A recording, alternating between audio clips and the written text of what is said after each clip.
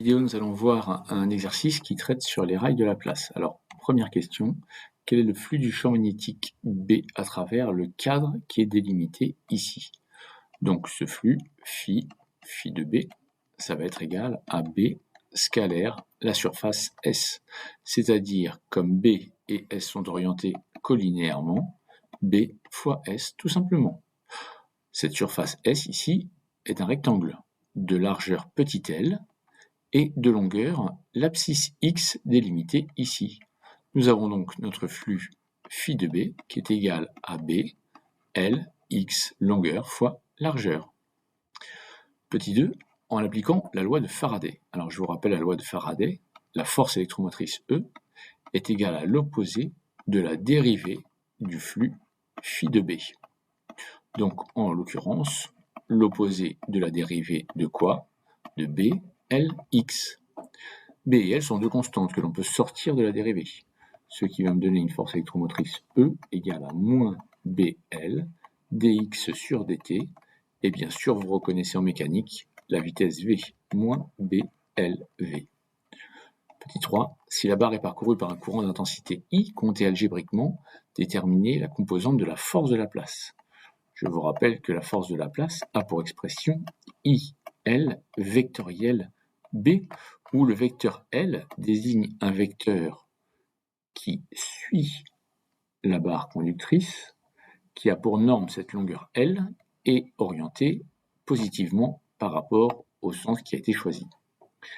Et du coup, ce qui va nous donner ici, ILBUX, si on considère la bonne orientation de notre vecteur L et de notre champ magnétique B. Petit 4, faire un schéma électrique équivalent. Eh bien, on voit que finalement, la résistance R du circuit se trouve à gauche. Et à quoi est équivalent ceci? Eh bien, tout ceci est équivalent à un générateur de force électromotrice petit e, le sens du courant I et le sens positif qui a été choisi. On voit que notre résistance est bien en convention récepteur et que ici, notre force électromotrice est bien en convention générateur. On peut donc en déduire ici l'expression du courant I. On voit que cette force électromotrice E égale à R fois I. Et de plus, d'après la question 2, E égale à moins BLV, ce qui nous donne une expression pour l'intensité du courant I, on pourra en déduire que I égale à moins BLV sur R. Question 5. En quoi cette question vérifie-t-elle la loi de Lenz? Eh bien regardez, je vois ici que le courant I est négatif. Il va donc être en sens contraire à celui qui a été indiqué ici. Si bien que la force de Laplace va être une force qui va s'opposer. Et on voit bien que la loi de Lenz qui nous précise que par ces effets, le système va s'opposer aux effets, aux causes qui lui ont donné naissance. Et donc on voit bien que ce courant I est négatif, ce qui traduit effectivement la loi de Lenz. Courant négatif, voici la réponse attendue. Petit 6, on veut faire un schéma sur lequel figurera la barre. Et écoutez, le plus simple, c'est de faire un schéma avec une vue de côté. Je vais maintenant positionner les différentes forces. On va positionner le poids P, on va positionner la réaction R, et on va positionner une force de Laplace. Cette force de Laplace, je vais la positionner conventionnellement orientée comme ceci. On avait dit ILBUX. En réalité, nous avons montré que le courant I était négatif, elle sera en sens opposé.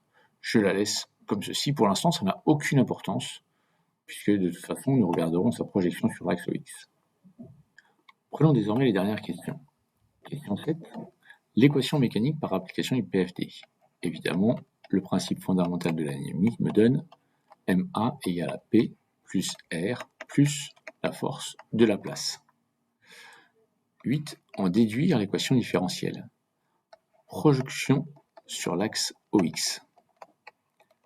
Eh bien, je m'aperçois déjà que le poids P et la réaction R sont purement verticales, si bien que sur l'axe OX, j'aurai M fois dV sur dt suivant UX égale, nous l'avons montré tout à l'heure, on avait montré que cette force de Laplace était égale à ILB UX. En injectant tout de suite l'expression du courant I, je vous rappelle que I c'était moins BLV sur R, et en simplifiant par le vecteur UX, il viendra moins B carré L carré V sur R.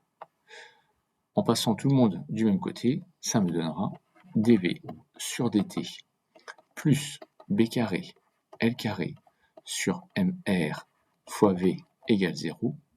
Et bien en simplifiant, nous aurons dV sur dt plus 1 sur taux V égale 0 avec taux égale à MR sur B carré L carré.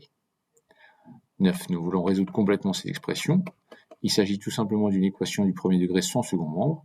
La solution est très simple, tenant compte du fait que la vitesse est égale à V0 à l'instant t égale 0, V0 exponentielle moins t sur taux. Question 10. On va multiplier chaque membre de l'équation électrique par I. EI égale à R I au carré. Et chaque membre de l'équation mécanique par V.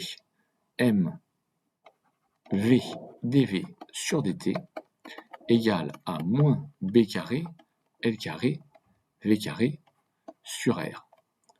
En regardant mieux, je m'aperçois que I égale tout simplement à B carré L carré V sur R. Ce qui me donne ici B carré L carré V carré sur R. Je m'aperçois que c'est le même terme qui intervient ici dans l'équation électrique et ici dans l'équation mécanique. En déduire un bilan de puissance. Eh bien regardez, on peut en déduire que toute la puissance mécanique se retrouve au niveau électrique. 11. Que devient l'énergie cinétique de la barre? Je peux déduire de cette deuxième équation que la dérivée de 1/2 de mv carré égale à moins b carré L carré V carré sur R, c'est-à-dire moins RI carré. C'est-à-dire que la dérivée de l'énergie cinétique par rapport au temps égale à moins RI carré.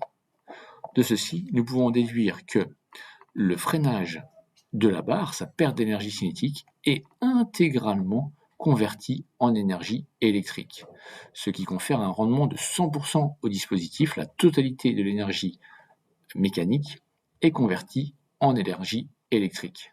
Au passage, ce dispositif est un dispositif de freinage. On voit bien que la vitesse, on nous demandait d'ailleurs de tracer le graphe de cette vitesse en fonction du temps t, on voit bien que la vitesse v, en fonction du temps t, elle part d'une vitesse initiale v0 pour atteindre une vitesse nulle. Ça permet de dissiper l'énergie du freinage.